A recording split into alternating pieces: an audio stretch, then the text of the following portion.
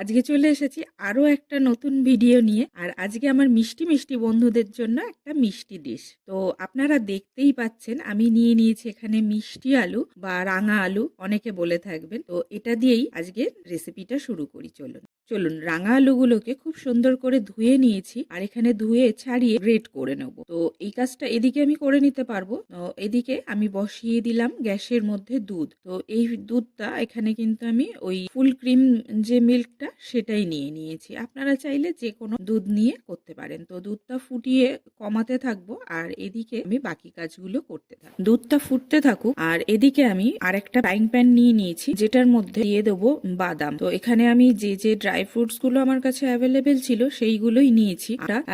Almond নিয়েছি, নিয়ে এখানে আমি ড্রাই রোস্ট করে নিচ্ছি। এখানে বা ঘি আমি দেবো না।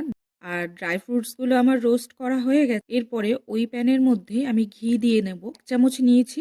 আপনারা যদি একটু রাঙা আলুর পরিমাণ বেশি দেন ঘিটা একটু বাড়িয়ে দিতে পারেন। তো এই দেখুন গ্রেট করে রাখা যে রাঙা আলুটা বা মিষ্টি আলুটা আমি গ্রেট করে রেখেছিলাম।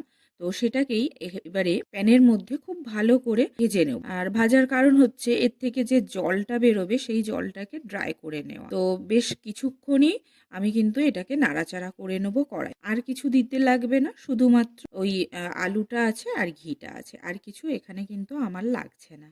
বেশ কিছুক্ষণ নাড়াচাড়া করার পরে দেখছেন আপনারা রংটাও কিন্তু চেঞ্জ হয়ে এসেছে। হ্যাঁ, ওভেনের ফ্লেমটা কিন্তু একদম কমিয়ে আপনারা নাড়াচাড়া করবেন, না হলে পুড়ে যেতে পারে। তো এই দেখুন অনেকটাই হয়ে গেছে, মানে আমার হয়ে এসেছে। এরপরে আমি দুধটাকে শিফট করে আনবো এই গ্যাসে। তো এই দুধটা দেখে আপনারা পরিমাণ বুঝতেই পাচ্ছেন কতটা কমে গেছে।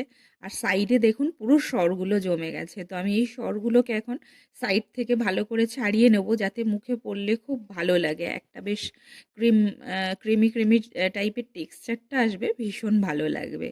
তো এরপরে আমি দুধের সরগুলোকে সাইড করে নিয়ে আর এই দুধের মধ্যেই দিয়ে দেব সেই ভেজে রাখা মিষ্টি আলুটা বা রাঙা আলুটা। বেশ কিছুক্ষণ নাড়াচাড়া করার পরে আমি এর মধ্যে দিয়ে দেবো গোটা কাজু। এই দুধের মধ্যে আলুটা দেওয়ার পরে কিন্তু দুধটা আরেকটু লিকুইড ভাব চলে আসবে। এটাতে আমি এখনো মিষ্টি ব্যবহার করিনি।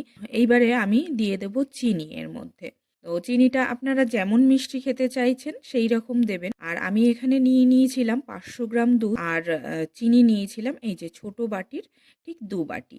আপনারা চাইলে চিনিটা এখানে কম বা বেশি করে নিতে পারেন। আর এই দেখুন চিনিটা দেওয়ার পরে একটু কিন্তু ওই চিনির জলটা বেরোবে।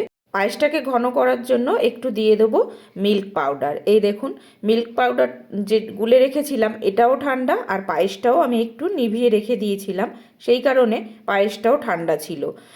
গরম দিলে এখানে কিন্তু পায়েসটা কেটে যাওয়ার চান্স থাকতে পারে।